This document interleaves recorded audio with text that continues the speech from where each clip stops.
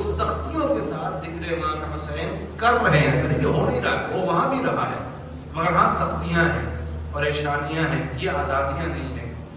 بات اس لیے میں عرض کر رہا ہوں کہ لاکھ اہل باطل کوشش کر لے کہ حسین مظلوم کا تذکرہ روک دیا جائے، مگر باطل کبھی اسے روک نہیں پائے گا، کیونکہ یہ الہی وعدہ ہے، اللہ کا وعدہ ہے، اللہ سے بڑا طاقتور کوئی ہے نہیں۔ قدرت جب کسی شے کو باقی رکھنا چاہتی ہے تو اسے زمانہ مٹا نہیں سکتا، وہ جس چیز کی بقا کا ضامن ہو جائے اسے کوئی فنا نہیں کر سکتا۔ عزیزوں، اس لیے تمہیدن یہ بات میں نے کہی ہے، اگر ان 10 دنوں کے اندر یا اس ماہ اذا کے اندر ذہنوں میں یہ بات بیٹھ جائے کہ بقا کا صرف ایک راستہ ہے کہ حسین کے سمندر میں اپنے آپ کو ملا دو، یہاں تمہیں حیات ابدی مل جائے گی، اگر یہ بات ذہنوں میں بیٹھ جائے تو یقین جانو ان ایام میں اپنے آپ کو سچا حسینی بنا لو، زندگی کا ہدف اور مشن یہ بنا لو کہ اسی انداز میں زندگی گزاریں گے جیسی حسین کو پسند ہے، ویسے ہی حیات ہوگی جیسی امام حسین کو اچھی لگتی ہے۔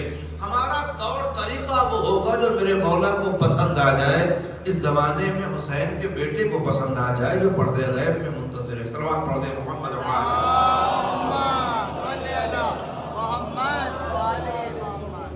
اگر یہ بات سمجھ میں آ گئی کہ ہاں واقعا یہاں بقا ہے، یہاں باقی رہنے کے ضمانتیں ہیں، یہاں فنا نہیں ہے، اور افسوس ہوگا اگر حسین کی مجلس میں بیٹھ کر کے بھی اللہ کی اطاعت میں بقا نہ دکھائی، ذکر حسین میں آنے کے بعد بھی یہ بات سمجھ میں نہ آئے کہ خدا کا بندہ جو خدا کا واقعی فرما بردار وہ باقی رہتا ہے، تو پھر افسوس کا مقام ہوگا کہ اتنے دن ہم مجلس میں بیٹھے، ان باقی رہنے والوں کا تذکرہ کیا، ان شہداء کی یاد منائی، پھر بھی ہم اتنا نہ سمجھ پائے کہ زندگی ہے تو انہی کے دروازے پر ہے، ورنہ موت ہی موت ہے۔ صلوات پڑھ دیں محمد و آل محمد۔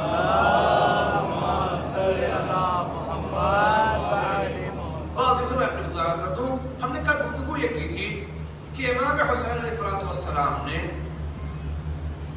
مکے پہنچنے کے بعد جو خطوط لکھے ہیں ان میں ایک خط بصرہ کے سرداروں کو لکھا گیا، اہل بصرہ کو لکھا گیا۔ اس خط کے اندر بہرحال تمیدی بہت سی باتیں میں چھوڑ دی ہیں، جو اصل بات مجھے کہنی تھی کہ امام فرماتے ہیں انا ادعوکم الی کتاب اللہ و سنت نبیہ، میں تم لوگوں کو اللہ کی کتاب کی طرف دعوت دے رہا ہوں اور نبی کی سنت کی طرف میں بلا رہا ہوں۔ میں نے کل کہا تھا آپ سے کہ 2 چیزوں کی طرف مولا حسین بلا رہے ہیں، یہ بات ذہنوں میں رکھیے گا کہ امام کا کلام صرف اس وقت تک محدود نہیں رہتا، ظاہراً مخاطب کوئی ایک بندہ حاضر ہوتا ہے، مگر مقصود قیامت تک آنے والے سبھی لوگ ہوتے ہیں، خطاب سب سے ہوتا ہے۔ تو اگر امام دعوت دے رہے ہیں کتاب خدا اور سنت پیغمبر کی طرف، تو اس کا مطلب یہ ہوگا کہ امام حسین چاہتے یہ ہیں کہ اگر یہ غفلت میں سویا ہوا سماج، یہ گمراہی کے اندھیرے میں رہنے والا معاشرہ، اگر یہ کتاب خدا اور سنت پیغمبر اسلام کی طرف آ جائے تو یہ اندھیرا دور ہو سکتا ہے، یہ تاریکی مٹ سکتی ہے، گمراہی ختم ہو سکتی ہے، ہدایت کا چراغ روشن ہو سکتا ہے۔ لیکن اگر اس نے اس کا دامن چھوڑ دیا، اس کتاب کو چھوڑ دیا، میں نے عرض کیا تھا اگر امام حسین جیسی ذات کتاب کی طرف بلا رہی ہے، پہلی بات تو یہ سمجھ لیجئے کتاب کی طرف بلانے کا مطلب ہی یہ ہے کہ حسینیت علم سے دور ہو جانے کا نام نہیں ہے۔ امام حسین کی دعوت کتابوں سے دور کرنے کے لیے نہیں ہے، بلکہ کتاب کی طرف تمہیں بلایا جا رہا ہے۔ اگر کتاب کنایا ہو علم کا تو شاید امام کہنا چاہتے ہیں تمہیں علم کی طرف بلا رہے ہیں۔ کیوں؟ اس لیے کہ جب علم ہوتا ہے تو معرفت حاصل ہوتی ہے، علم نہیں ہوگا معرفت نہیں حاصل ہوگی۔ اور آسان لفظوں میں کہہ دوں، وہ انسان جو اللہ کی مخلوقات میں غور و فکر کر رہا ہو، بہت چھوٹی سی مثال دوں، اگر آپ کسی خوبصورت پرندے کو دیکھیں، بہت اچھے سے پرندے کو، اللہ کی مخلوق ہے نا، آپ نے اسے دیکھا اور اس پر غور کیا، اور آپ کے ذہنوں میں یہ بات آئی کہ اس پرندے کے پر کے اوپر اتنے اچھے اچھے رنگ کی ڈیزائن کس نے بنائی ہے، اس کے اندر اتنا حسن کس نے پیدا کیا ہے، اتنی خوبی اس کے اندر کہاں سے آئی ہے۔ جب آپ اس عنوان سے غور کیجئے گا اور پھر اگر آپ ریسرچ کرنے لگے اس کے اوپر اور آپ کو اس پرندے کی حقیقت، اس چڑیا کی حقیقت معلوم ہو جائے تو یقیناً آپ اس مرحلے پہ پہنچ جائیں گے کہ اس کے اندر ہر قسم کا حسن دینے والا کوئی اور نہیں ہے، وہ خدا ہے، وہ خالق ہے، وہ میرا مالک ہے۔ تو گویا اس شے کا علم ہوا تو اس علم نے آپ کو رب تک پہنچا دیا، اس چیز کو آپ نے سمجھا۔ آسان لفظوں میں کہہ دوں، جو حضرات اس بات کو جانتے ہیں کہ آج اس ترقی کی دنیا میں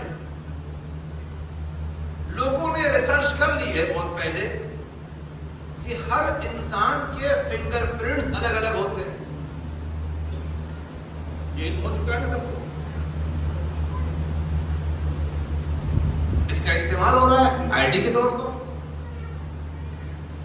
لیکن شاید بہت سے افراد ابھی یہ بات نہیں جانتے کہ صرف فنگر پرنٹ الگ الگ نہیں ہے، بلکہ یہ ہماری آنکھوں کی بناوٹ میں بھی کچھ ایسے نشان ہیں جو ہر آدمی کے الگ الگ ہوتے ہیں۔ بھائی دیکھنے میں آنکھیں ایک ہی جیسی ہیں، اتنی آنکھیں بنائی ہیں خالق نے، اور ہر آنکھ میں کوئی نہ کوئی فرق رکھا ہے، اس لیے اب آنکھوں کی بھی فوٹو کھینچی جاتی ہے آئی ڈی کے طور پہ، کہ شاید آپ فنگر پہ کچھ اور لگا کے چینج کرنے کی کوشش کریں، یہ آنکھوں کی پتلیوں کی بناوٹیں کہاں سے بدلیں گے۔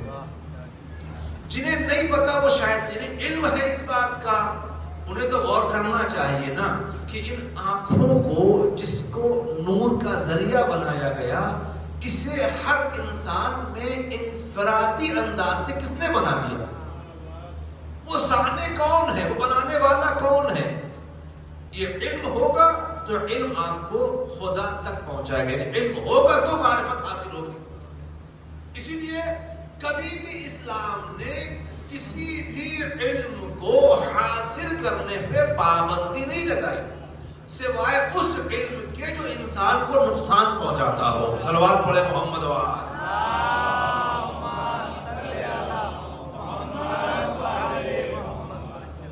سوائے اس علم جو انسانیت کے لیے نقصان دہ، اس پہ پابندی ہے، اس کے علاوہ کسی علم پہ پابندی نہیں ہے جو انسانیت کی فلاح کے لیے، انسانیت کے فائدے کے لیے ہو۔ میں نے کل عرض کیا خدمت میں، جو قرآن کی طرف دعوت ہے تو پہلی منزل یہ کہ وہ کتاب ایسی ہے جس میں کوئی شک و شبہ نہیں ہے، دوسری منزل یہ ہے کہ اس کتاب کے اندر کائنات کا سارا علم ہے۔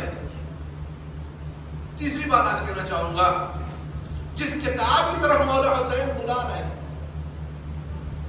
اس کتاب نے ہمیں اندھ بھکت نہیں بنایا ہے۔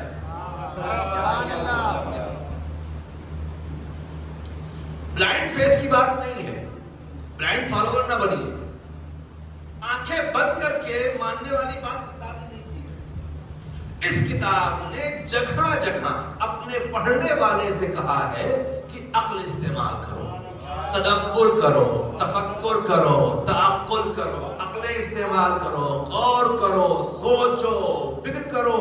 شاید مولا حسین کتاب کی طرف دعوت دے کر کے اہل بصرہ سے کہنا چاہتے ہیں ذرا عقلیں استعمال تو کرو، ذرا فکر کر کے دیکھو تو صحیح اس دور میں تمہاری قیادت کا حقدار کون بنا ہوا ہے۔ صلوات پڑھے محمد وآلہ۔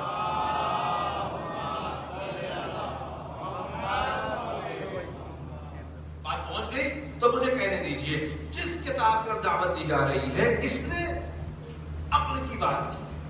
میں بڑے ادب سے اپنے سننے والوں سے کہنا چاہوں گا قرآن کریم جو ہادی کی حیثیت رکھتا ہے ہدی للناس ہے.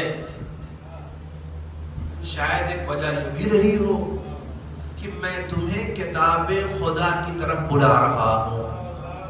اگر تم اس ہادی تک آ جاؤ گے تو پھر اس کا جو جز ہے جو اس سے کبھی جدا ہوا ہی نہیں وہ بھی تمہیں سمجھ میں آ جائے گا. اس ہادی تک پہنچو تو صحیح. اس خاموش ہادی تک اگر آ گئے تو یہ خود تمہیں بولتے ہوئے ہادی تک پہنچا دے گا. صلوات پڑھ دیں محمد و آلہ.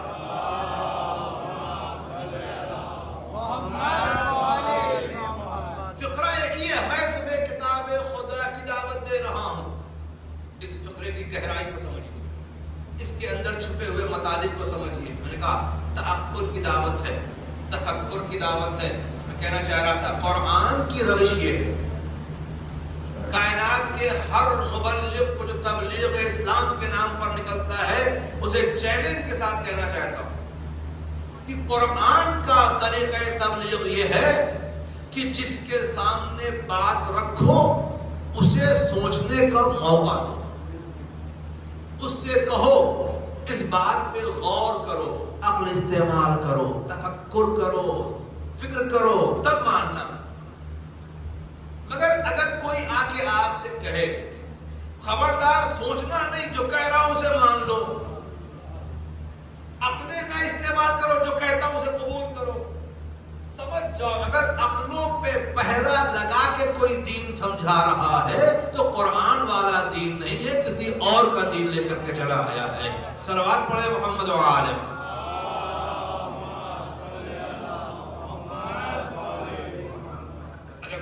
نہیں سوچنا نہیں ورنہ گمراہ ہو جاؤ گے.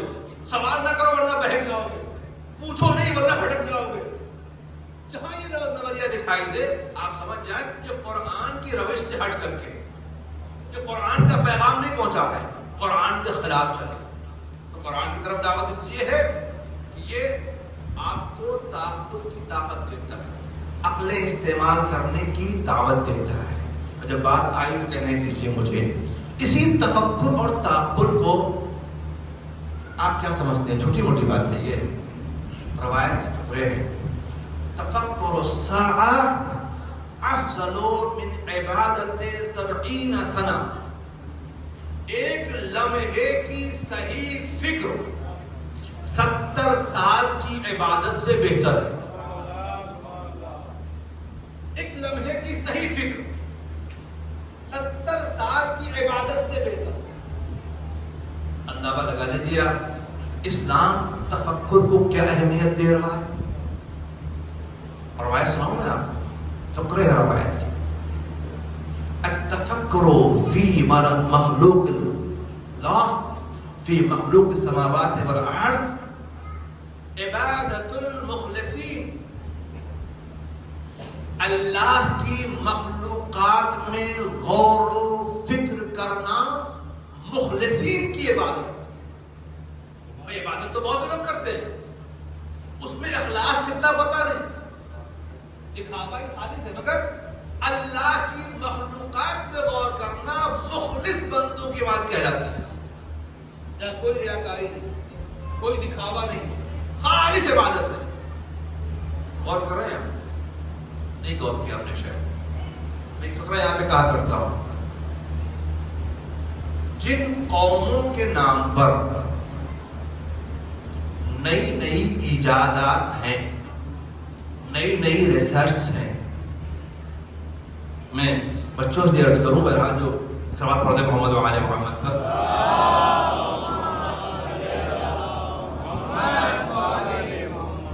دیکھیں میں پھر کہنا چاہوں گا جو افراد پیچھے بیٹھ گئے ہیں آگے ابھی جگہ بہت ہے تھوڑا آگے آ جائے تاکہ جو لوگ بعد میں انہیں جگہ پیچھے مل جائے. صلوات پڑھے محمد و آل محمد. خالی ادھر جوان پیچھے بیٹھے وہ آگے آ جائیں بھائی گفتگو آپ سے وعدہ ہونی ہے اور قریب آ جائیں. ایک اور صلوات پڑھے محمد و آل محمد.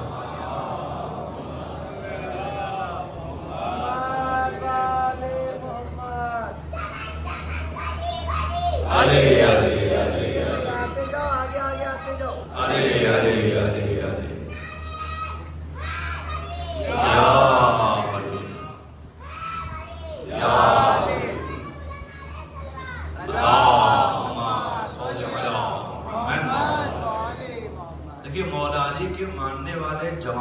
پیچھے نہیں ہونا چاہیے، انہیں ہمیشہ آگے ہونا چاہیے۔ میں کہتا ہوں انہیں ہر محاذ پہ آگے ہونا چاہیے، ہر میدان میں انہیں آگے ہونا چاہیے۔ علی والے پیچھے کہاں رہتے ہیں؟ علی والوں کو تو بلند ہونا چاہیے نا۔ اگر عشق علی ہے، رہبر جب آگے ہے تو ہمیں بھی آگے کرنا چاہیے۔ ہے کوئی مولا علی کے مقابل کا؟ کسی نے پیچھے کیا مولا علی کو آج تک؟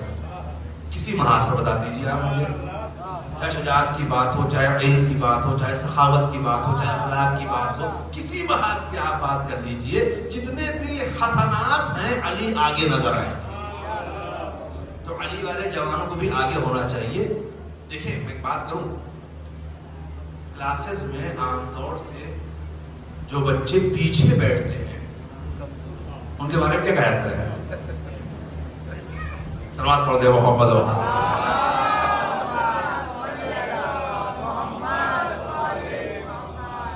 نوجوان آگے آئیں انشاءاللہ تاکہ باتیں آپ سے ہو سکیں۔ آپ قوم کا مستقبل ہے، آپ ہی کے کاندھوں پر اس قوم کی ذمہ داری ہے، سماج کی ترقی آپ کے کاندھوں پر ہے۔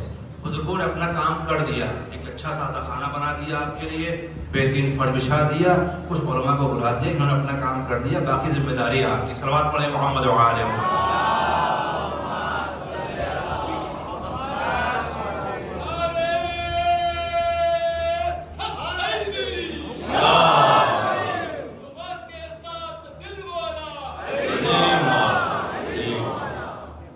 تو جب مولا کائنات کی بات میں کر رہا تھا کہ جو ایجادات ہیں، جو ریسرچ ہیں، ان کا بچوں سے میں بات کروں، جو لوگ جانتے ہیں انہیں معلوم ہوگا، اسٹیم انجن جو بنایا گیا تھا، آپ والا انجن جو ٹرین چلا رہا تھا، کیسے بنا تھا؟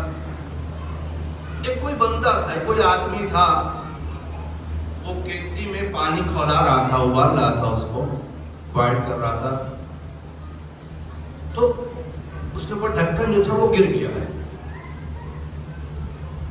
اس نے اٹھایا، پھر ڈھکن رکھا، اس پر ایک پتھر بھی رکھ دیا، کچھ دیر میں پھر وہ گر گیا۔ یہ ہوا نا، جو ہوا کوئی بات نہیں، ہوتا ہے، گر گیا ہوگا، مگر اس نے عقل استعمال کی، بہت توجہ، اس نے عقل استعمال کی۔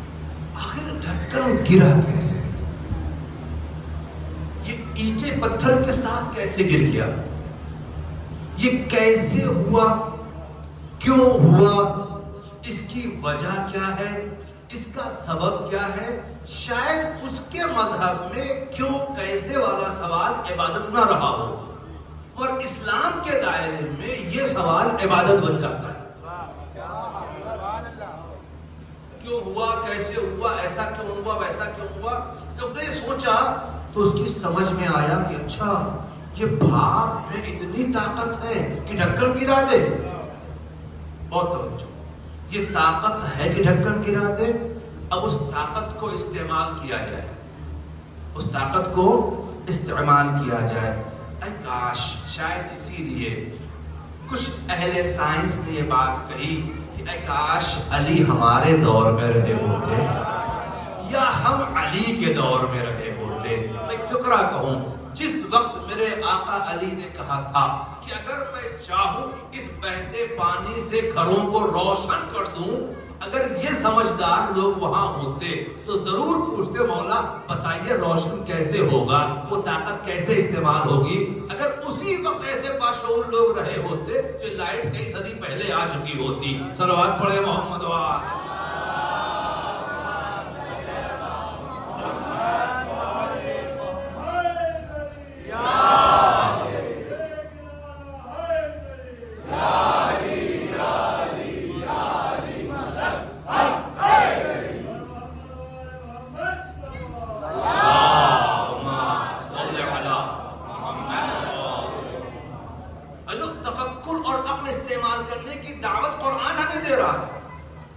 قرآن کب سے ہمارے پاس ہے؟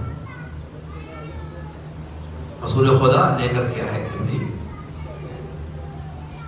14 صدیاں پوری ہونے کو ہیں، ہو چکی ہیں، 14 فضا ہو چکے بھائی، ہجرت کے بعد سال شروع ہوا ہے،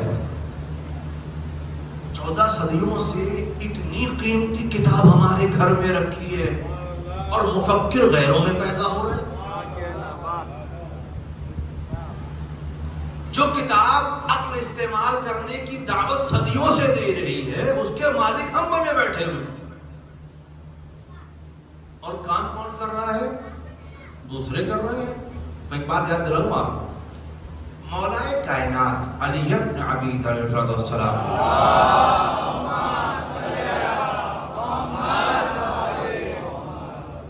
نے اپنی آخری وصیت میں ایک بات کہی تھی، یاد ہے آپ کو؟ مولا فرما رہے تھے کہ دیکھو میں تمہیں قرآن کی وصیت کرتا ہوں. کیا مولا؟ قرآن پڑھنا روز پڑھنا پڑے گا، قرآن کو روز دیکھنا ہے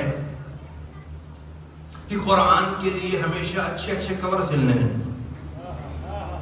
یا قرآن کو بہترین جلد میں چھپوانا ہے، بہترین پیپر میں اور بہترین طریقے سے. کیا قرآن کے بارے میں کیا وصیت ہے؟ مولا کہتے ہیں قرآن کے بارے میں وصیت یہ ہے کہ غیر قومیں اس پر عمل کرنے میں تم سے آگے نہ چلی جائیں. توجہ کیجئے گا، یہ بات میرے مولا علی نے آج نہیں کہی تھی، سن 40 ہجری میں کہی تھی. ابھی کون سن چل رہا ہے اس کے اعتبار سے، ہجرت کے اعتبار سے 1445 چل رہا ہے. یعنی 1405 سال پہلے میرا مولا کہہ گیا تھا کہ اے میرے چاہنے والوں خیال رکھنا کہیں غیر قومیں قرآن پہ عمل کر کے تم سے آگے نہ چلی جائیں. کاش ہم نے سمجھا ہوتا کہ مولا نے قرآن دیکھنے تک کی بات نہیں کی ہے، اس پہ عمل کرنے کی بات کی تھی. ایک صلوات پڑھ دے محمد وآل.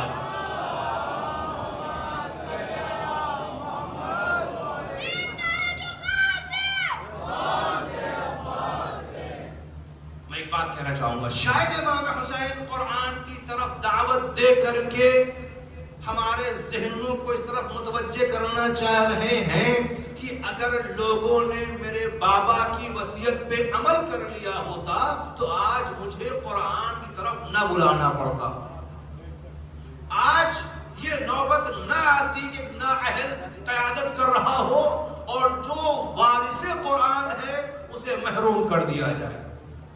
اگر اس پر لوگوں نے عمل کر لیا ہوتا تو عزیزوں یاد رکھیں، میں اپنے جوانوں سے کہنا چاہوں گا، اپنی زندگی کے روزانہ کے شیڈیول کے اندر، روزانہ کے برنامے کے اندر اس قرآن کو شامل کر لیجئے.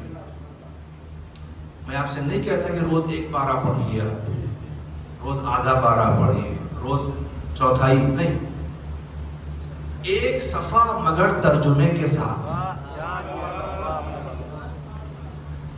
ایک صفحہ بس مگر ترجمے کے ساتھ، اپنی زبان میں جو زبان سمجھ میں آتی ہے اس زبان میں اس کا معنی پڑھیے. اور اگر کہیں تفسیر کوئی مل جائے آسان زبان میں آپ کو، اس کے ساتھ اس کو ایڈ کر لیجیے 5 سے 7 منٹ.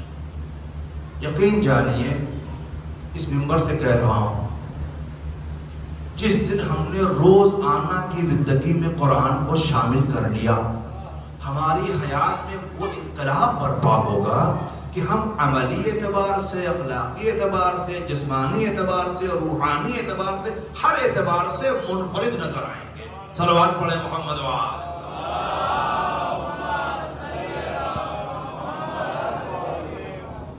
میں اس لیے کہہ رہا ہوں کہ مولا حسین نے قرآن طرف بلایا ہے، یہ امام حسین کے دن ہے. مولا حسین کہ ایک ادنا سے غلام کی حیثیت سے اپنے تمام سننے والوں سے کہنا چاہوں گا، متوجہ ہو جاؤ اس قرآن کی طرف. کیا ہے یہ؟ وہ کتاب ہے، شک و شبہ سے خالی ہے، عقل کی دعوت دیتی ہے، کائنات کے سارے علم اس کے اندر موجود ہیں. یہ ہدی للناس ہے، یہ کتاب سب کے لیے بہترین ہادی ہے. اور عرض کروں اس کتاب کی خاصیت یہ ہے کہ اگر یہ پہاڑ پر نازل ہوتی نا تو پہاڑ کیا ہوتا؟ ریزہ ریزہ ہو جاتا. پتہ نہیں آپ نے غور کیا کہ نہیں کیا، افراد دقت ہمارے ساتھ کیا ہے پتہ ہے؟ ہم بس یوں سن کے واہ کر کے نکل جاتے ہیں. یہ قرآن خود کہتا ہے اگر ہم نے اللہ کہتا ہے اگر ہم نے اس کو پہاڑ پر نازل کیا ہوتا تو پہاڑ ریزہ ریزہ ہو جاتا.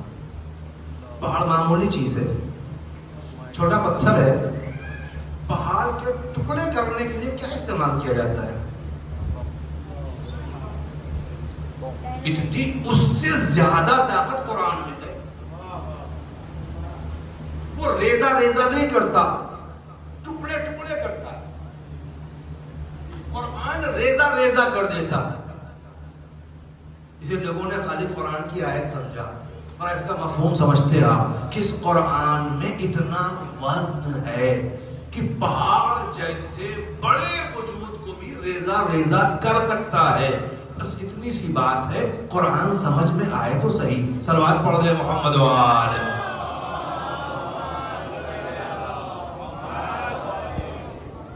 اس کو فقط کتاب نہ سمجھیں. میں کیا کروں، وقت دیکھنا پڑتا ہے. بہت سی باتیں اس قرآن کے حوالے سے عرض کی جا سکتی ہے جو خوبیاں اس کے اندر ہیں، اور پھر وہی کہنا پڑے گا اتنی خوبیوں کے باوجود ہم نے کیا کیا؟ اب قرآن شکایت کرے گا کہ لوگوں نے مجھے چھوڑ دیا، ہم مہجور ہو گئے، ہمیں ترک کر دیا گیا. غیروں نے ترک کیا ہے. غیر بات ہے تو کہتا چلو آج بھی کہیں کہیں ایسا واقعہ ہو جاتا ہے کہ لوگ قرآن کی توہین کرنے لگتے ہیں. ہوتا ہے، ابھی ہوا ہے تو سننے والا ہوا ہے. کبھی آپ نے سوچا اس بات کو کہ اگر ایک کتاب سے انہیں کیا پریشانی ہے؟ بھائی اب دنیا میں ہزاروں قسم کی کتابیں ہیں، بے پناہ کتابیں روزانہ چھپ رہی ہیں، مارکیٹ میں آ رہی ہیں، پڑھی جا رہی ہیں، لائبریریوں میں رکھی ہوئی ہیں. آپ کو قرآن سے ہی تکلیف کیوں ہے؟ کیونکہ کتاب ہے، سمجھے بات ختم ہو گئی. مگر شاید جس قرآن کی طاقت کو ہم نہیں سمجھ پائے دشمن سمجھ گیا. جس قرآن کی قیمت کو ہم نہیں پہچان پائے مخالف پہچان رہا ہے. یہ فقط 2 دفتیوں میں رکھی کتاب نہیں ہے. اگر یہ واقعی طور پر عالم اسلام اس قرآن پہ عمل کر لے تو پوری کائنات کا حاکم بن سکتا ہے. صلوات پڑھے محمد و آلہ.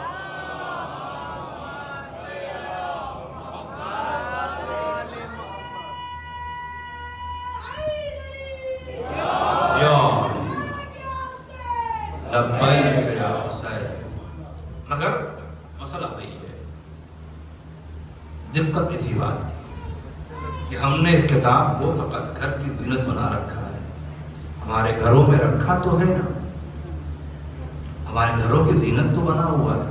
یہ کتاب گھروں کے طاق پہ رکھنے کے لیے نہیں بھیجی گئی تھی. اسے بشریت کی ہدایت کے لیے بھیجا گیا تھا، آدمیت کی رہبری کے لیے بھیجا گیا تھا، عقلی اور فکری سطح کو بلند کرنے کے لیے بھیجا گیا تھا. علم کا سمندر اس کے اندر رکھ کر کے دنیا کے حوالے کیا گیا تھا. جہاں دنیا اس بات کو مانتی ہے کہ ترقی کے لیے علم ضروری ہے، تو اس کتاب نے اپنے اندر سارے علوم سمیٹ لیے تھے. ہر علم کے ساتھ ہمارے درمیان تھی. مگر ہم نے کیا کیا؟ ہم نے اسے کنارے رکھ دیا، ہم نے اسے طاق پر رکھ دیا. شاید مولا حسین اس لیے ہی پکار رہے ہوں کہ میں تم لوگوں کو کتاب خدا کی طرف بلا رہا ہوں. آ جاؤ اس کتاب کی طرف. کتاب خود اپنے آپ میں ایک بات کہوں، کچھ لوگوں نے یہ بات عام کرا دی کہ بس صرف کتاب کافی ہے. اگر صرف ایک کتاب کافی ہوتی تو امام حسین کتاب خدا کے ساتھ ساتھ سنت پیغمبر کا تذکرہ نہ کرتے. واضح؟ اس کا مطلب تنہا کتاب کافی نہیں. شاید آپ کے ساتھ یہ تو آپ کی عقیدت والی بات ہے، آپ لوگ باقی ایسی کرتے ہیں. آئیے میں آپ سے بالکل عقلی بات کرنا چاہتا ہوں. اگر کوئی کتاب پڑھانی ہو تو ٹیچر کہاں سے لایا جائے؟ پہلی بات تو صاحب یہ طے کریں کتاب کا ٹاپک کیا ہے، سبجیکٹ کیا ہے، موضوع کیا ہے. جس موضوع کی کتاب ہو اس کے اعتبار سے ٹیچر آئے گا. بات پہنچ رہی ہے؟ اگر مجھے میتھ کی کتاب کو حل کرنا ہے اور میں چلا جاؤں ہسٹری کے ٹیچر کے پاس،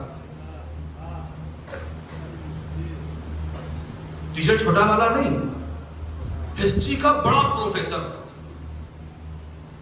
جو دنیا کی سب سے بڑی یونیورسٹی کا پروفیسر ہو، اس کے پاس پہنچ جاؤ، صاحب یہ میتھ کی بک سے ذرا سالو کرا دیجیے، پڑھائے گا وہ ہم کو. حالانکہ وہ میتھ پڑھ کے وہاں تک پہنچا ہوگا، بنا پڑھ نہیں گیا ہوگا نا، مگر اس لیول کی بات آئے گی تو نہیں پڑھائے گا. صاحب میرا سبجیکٹ تو ہسٹری ہے، میں میتھ کیوں پڑھانے گا صاحب؟ میں اسے مثال دی. تو جتنے بھی بڑے بڑے پروفیسرز ہیں ان کے سبجیکٹ معین ہے، ان کا موضوع معین ہے، ان کا ڈپارٹمنٹ ہے، صاحب اس فیلڈ کے جو ہے ایکسپرٹ ہے. اب وہی سبجیکٹ کا ٹیچر ہو تو کتاب حل ہو. بات واضح ہے؟ اچھا اگر کوئی کتاب ایسی آ جائے جس میں کائنات کے سارے ٹاپک جمع کیے گئے ہوں، اسے کون پڑھائے گا؟ اس کتاب لے کے میں کہاں جاؤں؟ بھائی یہ کتاب ایسی ہے جس میں سارے ٹاپک ہیں. میں آپ کو بتاؤں، ہم لوگ جب کتاب پڑھاتے ہیں، ہمارے یہاں فقہ کی جو کتاب ہے، لغہ اور بڑی کتابیں ہوتی ہیں، جب اسے پڑھانے بیٹھتے ہیں تو اس میں بہت سے علوم کا جاننا ضروری ہوتا ہے. علم اخلاق کا علم تھوڑا ہونا چاہیے، سولر سسٹم کیا ہے، سولر سسٹم کیا ہوتا ہے، پھر میتھمیٹکس بھی آنی چاہیے تب وہ کتاب حل ہو سکتی ہے، ورنہ میراث بانٹ نہیں پائیں گے ہم. اور اس کے ساتھ ساتھ اور بہت سے علوم ہیں، منطق بھی آنی چاہیے، ریاضی سے ہم کہتے ہیں، ورنہ وہ حل نہیں ہوگی. فلسفی بھی آنی چاہیے ورنہ وہ کتاب حل نہیں ہوگی. ایک کتاب پڑھانے کے لیے اتنی چیزیں پڑھنی پڑتی تو جا کے تھوڑا سا مسئلہ حل ہوتا ہے. اب اس میں ہوتا ہے جو حضرات نہیں جانتے، اس فیلڈ سے ذرا بھی واقف نہیں ہے، اب ان سے اس کتاب کے اعتبار سے جب نماز کا وقت معین کرنے کی بات ہوتی ہے تو پریشان صاحب یہ کیسے بتائیں ہم کہ کون سی ریکھا کدھر سے جاتی ہے، کب کہاں سورج کہاں ہوتا ہے، کب کس پوائنٹ پہ ہوتا ہے، پتہ ہی نہیں ہے پوائنٹ. تو وہی کتاب اسے بیان نہیں کر پاتے جب تک اس چیز سے خبر نہ ہو. تو اب ایک کتاب ایسی آئی ہے صاحب جس میں کائنات کا سارا علم ہے. اب یہ سارے کا سمجھ رہے ہیں آپ کہ ابھی بہت سے علوم ہیں جو دنیا نہیں تلاش کر پائی، ابھی وہ تلاش کریں گے تب وہ علوم آئیں گے دنیا کی نگاہوں کے سامنے. ٹھیک ہے، وہ بھی اس کے اندر رکھا ہوا ہے. اسے کون پڑھائے گا بھائی؟ اسے کون پڑھائے گا؟ کوئی ہے ٹیچر آپ کے پاس؟ لے آئیے ڈھونڈ کر کے. تو شاید عقل مند لوگ کہیں مولانا جب کتاب ایسی ہے تو پہلے پتہ کریں کتاب چھپی کہاں تھی. نہیں، بات نہیں پہنچی. شاید کتاب لکھنے والا کون ہے؟ جہاں سے کتاب یہ آئی ہے اسی یونیورسٹی کا پڑھا ہوا کوئی آئے تو پڑھا پائے گا. اور کیا یہ مسئلہ ہے کہ کتاب تنہا کافی اسی لیے نہیں ہو سکتی کہ یہ کتاب اپنے اندر بہت سے علوم لے کے بیٹھی ہوئی ہے، اور اہل دنیا میں کوئی بندہ ایسا نہ ملے گا جو سارے علوم کو جانتا ہو، ہے نا. تو پھر کیا کریں؟ اسی لیے ہم کہتے ہیں کہ اس کتاب کو پڑھنے کے لیے ایک ایسا ٹیچر چاہیے جو وہاں سے پڑھ کے آیا ہو. یہاں کا پڑھا نہیں پڑھا پائے گا.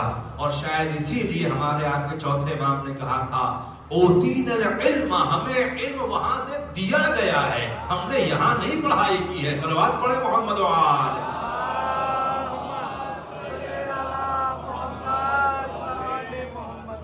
سرکار دو عالم کے بارے میں جو کچھ لوگ تھوڑا سا غلط فہمی کے شکار ہو گئے کہ آخر انہوں نے پڑھا کہاں؟ کسی کے سامنے پڑھا نہیں، کسی سے پڑھا نہیں، لہذا پڑھے لکھے نہیں تھے۔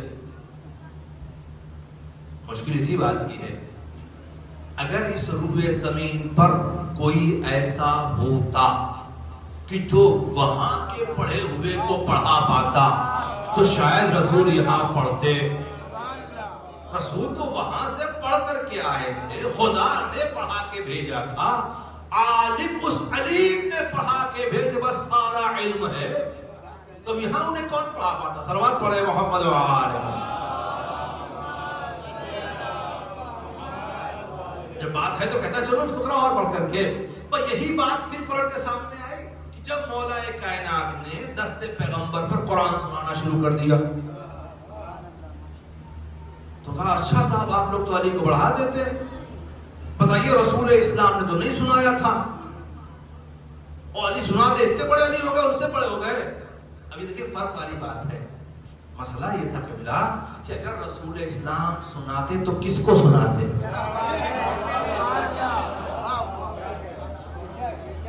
بھئی کون بتاتا کہ ہاں آپ نے صحیح پڑھا کہ نہیں پڑھا؟ کون تصدیق کرتا کہ ہاں آپ نے ان سے اچھا پڑھا کہ ان سے خراب پڑھا؟ رسول کا نہ سنانا ان کے علم نہ ہونے کی دلیل نہیں ہے، ہاں سننے والا ہی کوئی نہیں تھا تو سناتے کس کو؟ صلوات پڑھے محمد و آل۔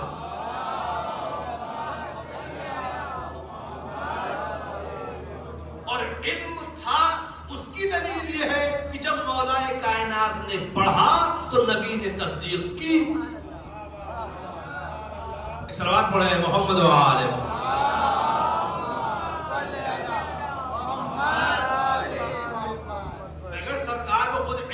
ہوتا تصدیق کیسے کرتے کہ ہاں صحیح ہے، توریت ان سے اچھی ہو گئی، انجیل ان سے اچھی ہو گئی، زبور ان سے اچھی ہو گئی، قرآن ویسا جیسا میں۔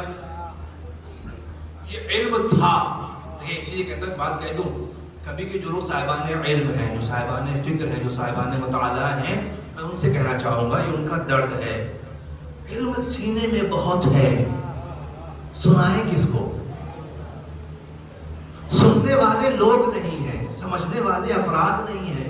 ہم نے بہت سے بزرگ ہیں کہ ہم نے مطالعہ بہت کر رکھا ہے مولانا، وہ کس سے باتیں کریں؟ علمی بات تو کوئی کرتا ہی نہیں ہے۔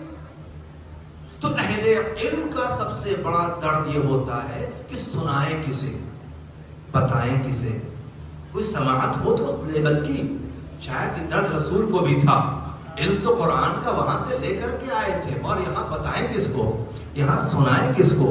کوئی سننے والا ہی نہیں ہے، کوئی اس لائق تھا ہی نہیں، تو کوئی لائق نہیں ہے اس کا مطلب علم نہیں ہے، علم ہے کہ وہ ہے جو وہاں سے پڑھ کے آئے۔ لہذا صرف عقیدے والی بات نہیں ہے، یہ عقلی طور پر لازم ہے کہ اس کتاب کو تنہا کوئی سمجھا نہیں سکتا جب تک وہاں کا پڑھا ہوا نہ آ جائے۔ صلوات پڑھے محمد و آل۔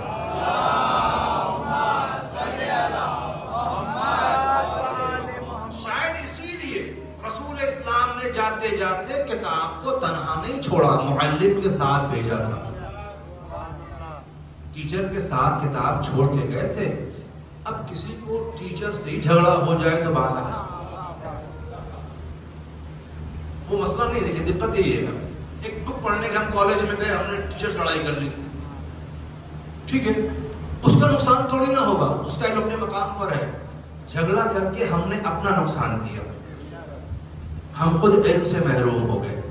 علم سے محروم ہوئے تو ہم اس دنیا کی نظر میں پسماندہ قوم ہو گئے، علم سے دور ہوئے تو اہل دنیا نے ہمیں پست قوم کہہ دیا، یہ لوگ بہت چھوٹے ہیں، بہت پست ہیں، بہت بیکار ہیں، کسی لائق نہیں ہیں، علم سے دور ہیں، عمل سے دور ہیں، ہر اعتبار سے مفلس ترین قوم مسلمانوں کی ہے۔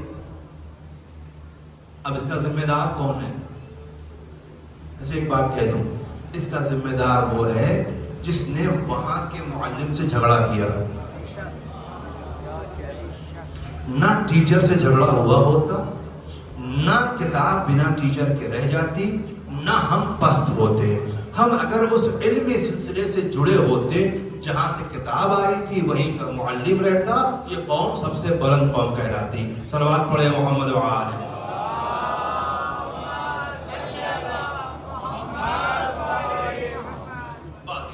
بات سمجھنا چاہوں گا، جملے کے بعد میرے ذہن میں یہ بات آ گئی، ٹھیک ہے مودی صاحب،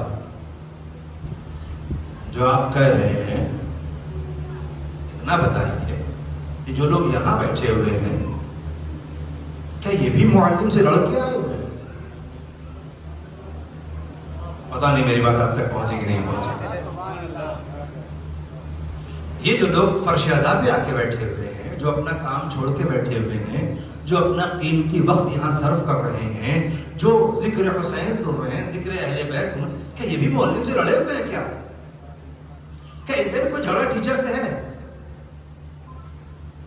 نہیں ہے؟ پھر یہ پست کیوں ہوتے جا رہے؟ ہمیں فکریہ ہے کہ نہیں؟ یہ سوچنے کا مقام ہے کہ نہیں؟ یہ کہہ کے ممبر سے آپ کی داد لے لینا بہت آسان ہے کہ کچھ لوگ معلم سے لڑ کے چلے گئے لہذا پست ہیں، مگر جب اسی زاویے میں اپنے آپ کو رکھ کر کے دیکھا جائے کہ آخر ہم کیوں پست ہوتے چلے جا رہے ہیں، ہمارے اخلاقیات کیوں پست ہوتے جا رہے ہیں، ہمارا علمی میدان کیوں خالی ہوتا چلا جا رہا ہے، کتنے ہمارے قوم جہاں علمی میدان میں سب سے آگے ہیں۔ میں شہر بھوپال کی بات کروں تو مجھے علم نہیں ہے، میں جاننا چاہوں گا یہاں کے سب سے زیادہ پڑھے لکھے لوگوں میں اپنے کتنے ہیں؟ یہاں کے انتظامیہ میں، پرشاسن کے اندر ہائی پوسٹ پر اپنے کتنے ہیں؟ کہاں ہیں؟ یہ ساری بڑی بڑی پوسٹیں دوسروں کے پاس ہے، ہمارے پاس کیا ہے؟ کیوں نہیں ہے؟ کیا مولا علی نے منع کیا تھا یا مولا حسین نے منع کیا ہے؟ کسی امام نے منع کیا پڑھنے سے؟ ہمارے کس رہبر نے ہم کو اعلیٰ تعلیم حاصل کرنے سے روکا ہے؟ نہیں نا؟ پھر کیوں نہیں بڑھے ہم؟ شاید اس لیے کہ ہم نے لڑائی تو معلم سے نہیں کی، مگر معلم کے لیکچر کو، اس ٹیچر کے بیان کو سننے کے لیے اپنے آپ کو آمادہ بھی نہیں کیا۔ ہم وہ تھے کلاس ٹائم پہ سر جھکا کے سوتے رہے، نہ لڑنے والوں میں رہے نہ ماننے والوں میں رہے۔ صلوات پڑھ دے محمد و آلہ محمد۔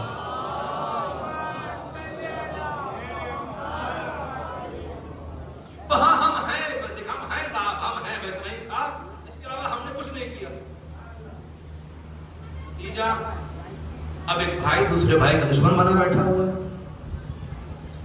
ایک پڑوسی دوسرے پڑوسی کو مار رہا ہے، ایک عزادار دوسرے عزادار کی توہین کر رہا ہے، ایک مومن دوسرے مومن کا حق چھین رہا ہے۔ کیا ہوا؟ یہ کہاں سے آ گیا؟ کیا کسی معلم نے کہا تھا آپ سے کرنے کے لیے؟ نہیں کہا تھا۔ کس نے کہا پھر آپ سے یہ تو اس کا کردار ہے جس پہ لعنت پڑھتے ہیں ہم بیٹھ کر کے۔ عجب بات ہے کہ نہیں ہے؟ ذرا سوچئے گا، ہم جس عمل پر لعنت پڑھتے ہیں اور وہی خود کرنے لگتے ہیں تو ہم غافل ہو جاتے ہیں صاحب۔ عزیزو، میرے قوم کے نوجوان دوستو، میرے بزرگوں، مجھے معاف کرنا، اس مشن کربلا کا سب سے بڑا ہدف یہ ہے کہ غفلت میں سوئے ہوئے افراد کو جگا دیا جائے۔ ان کی فکروں میں چادر پڑی ہوئی ہے غفلت کی، اسے ہٹا دیا جائے۔ انہیں بتایا جائے کہ تم جس رہبر کے پیروکار ہو وہاں سر کٹانے کی بات ہوتی ہے، سر کاٹنے کی بات نہیں ہوتی۔ اور یقین نہ ہو تو ذرا سوچو کہ اس سوئی ہوئی دنیا کو جگانے کے لیے امام حسین نے اپنے گود کے پالے بچوں کا خون استعمال کیا۔ لہو اتنا سستا نہیں ہوتا۔ میں ایک بات اکثر کہا کرتا ہوں، دنیا کے اندر مخلص دوست بڑی مشکل سے ملتے ہیں، اور جب مل جائیں تو وہ خوش نصیب کہلاتا ہے۔ ایسے دوستوں کو چھوڑنا نہیں چاہتا. اور مولا حسین سے پوچھو ایسے ممتاز دوستوں کو کیسا قربان کیا ہے. بات چیزوں وقت دعوت نہیں دیتا کہ بات کروں آپ سے, بات کو سمیٹ دو. وہ کتاب جس کی طرف مولا حسین بلا رہے ہیں, یہ کتاب ہر شک و شبے سے پاک ہے. یہ کتاب اپنے اندر کائنات کے سارے علم لیے بیٹھی ہوئی ہے. یہ کتاب ہدایت کے لیے آئی ہوئی ہے. اس کتاب میں اتنا وزن ہے کہ اگر پہاڑ پر گرتا آتا تو پہاڑ میں ریبہ ہو جاتا. یہ کتاب تعقل, تفکر, تدبر کی دعوت دیتی ہے, یعنی ہمیں اہل فکر بنانا چاہتی ہے, اندھا نہیں بنانا چاہتی ہے. یہ کتاب جو پوری بشریت کے لیے ہدایت ہے, اسے ہادی کے عنوان سے ماننا ہے, فقط گھر میں رکھنے کی ضرورت نہیں ہے. شاید اسی لیے جگہ جگہ امام حسین نے بھی اسی کتاب سے قرآن کی آیتوں کی تلاوت کی ہے تاکہ لوگ اس سے غافل نہ ہونے پائیں. اور یاد رکھیے گا, شاید اسی کتاب کے تقدس کو بچانے کے لیے یہ عظیم سرمایہ ہے کہ یہ کسی عام آدمی کی فکروں کا نتیجہ نہیں ہے, کائنات کے خالق کا کلام, اس نے بھیجا ہے یہ. تو پھر یہ ہمارے ذہنوں میں رہے کہ مولا حسین ہم سب کو اس کتاب کی طرف بلا رہے ہیں. اور اب تک ہم اس کتاب سے غافل تھے. میں آپ سے کہنا چاہوں گا آج 2 محرم ہو گئی, امام حسین کربلا آ گئے. آج امام حسین سے وعدہ کر لو کہ مولا جس کتاب کی طرف آپ نے بلایا ہے, اب آج سے ہم اس کتاب کو نہیں چھوڑیں گے. آج وعدہ کر لو مولا حسین سے. کہ مولا حسین یہاں نہیں آئے ہوئے ہیں کیا مجلس میں؟ مولا حسین بھی آئے ہوئے ہیں. مولا حسین کی دکھیاری ماں بھی آئی ہوئی ہے, مولا حسین کی بہن بھی آئی ہوئی ہے, مولا حسین کی بیٹی بھی آئی ہوئی ہے, نانا بھی آئے ہوں گے, اور کوئی ہو نہ ہو مولا حسین کا وہ بیٹا جو پردہ غیبت میں ہے وہ بھی ضرور اپنے جد کا پرسہ لینے آیا ہوگا. بڑی مقدس ہستیاں فرش عزا پر آئی ہیں, ان کے سامنے ایک وعدہ کر لو کہ اے مولا حسین جس قرآن طرف آپ نے بلایا ہے, آج سے ہم اس قرآن کو تنہا نہیں چھوڑیں گے. ہم کم سے کم چاہے 1 صفحہ صحیح روزانہ اس قرآن کو پڑھیں گے, اس کے معنی کے ساتھ پڑھیں گے, اس کی باتوں کو سمجھیں گے, عقلوں کو استعمال کریں گے. حسین کربلا پہنچ چکے ہیں. نہیں عزیزو, وہ قافلہ جو مدینے سے چلا تھا مکے ہوتے ہوئے 2 محرم کو ایک ایسی سرزمین پہ پہنچا جسے کربلا کہتے ہیں. روایت کہتی ہے امام حسین کی سواری سرزمین کربلا پر پہنچ کے رک گئی. مولا حسین نے لوگوں سے پوچھا اس زمین کا نام کیا ہے؟ کسی نے کہا اسے غازریہ کہتے ہیں, کسی نے کہا اسے شادی الفرات کہتے ہیں, اور کہتے ہیں اس کا نام کچھ اور ہوگا. کہا ہاں اسے کربلا کہتے ہیں.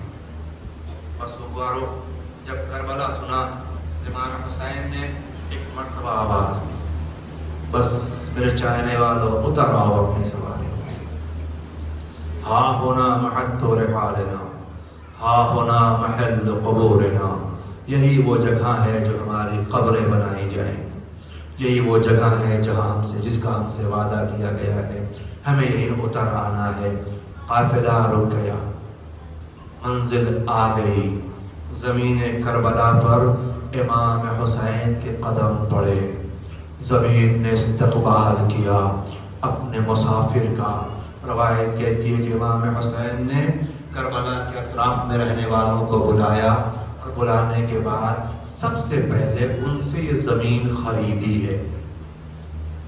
تو مالک ہو اس کے, ہم یہاں ٹھہرنا چاہتے ہیں. 60,000 درہم میں امام حسین نے زمین کربلا کو خرید لیا, اس کے مالک ہو گئے. جب ملکیت ہو گئی نا عزیزو, تو پھر اس کے بعد امام حسین نے اس زمین کو انہی افراد کو واپس کر دیا. اور روایت کی فقرے ہیں کچھ شرطیں رکھی تھی واپس کرتے وقت مولا حسین نے, بس اتنا سوچ لینا کہ امام حسین نے تمہیں فراموش نہیں کیا ہے, ہمیں کہیں بھولایا نہیں ہے. امام حسین نے اس موقع پر بھی جب زمین واپس کر رہے تھے کہ دیکھو ہماری شرطیں ہیں. ایک شرط تو یہ ہے کہ جب کوئی ہمارا زائر کہیں سے ہماری زیارت کے لیے آئے تو تم اسے ہماری قبر تک پہنچا دینا۔ سوچو عزیزارو، امام حسین نے ہمیں اس موقع پہ بھی فراموش نہیں کیا۔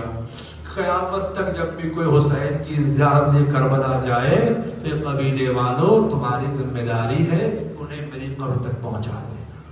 اور صرف اتنا نہیں ہے، خیال رکھنا کم سے کم میرے زائر کو 3 دن مہمان رکھنا۔ اے حسین غریب کے ماتمداروں، اے حسین مظلوم کے سوگواروں، 2 محرم ہو گئی، حسین کربلا پہنچ گئے، اب صرف 8 دن بچے ہیں حسین کی مہمانی کے۔ بس سوگواروں، خیال رہے 3 دن اسے مہمان بنانا۔ شاید مولا حسین اس طرح ہمیں متوجہ کرنا چاہتے ہیں کہ جس سرزمین پر میں 3 دن تک بھوکا پیاسا رہا، اس زمین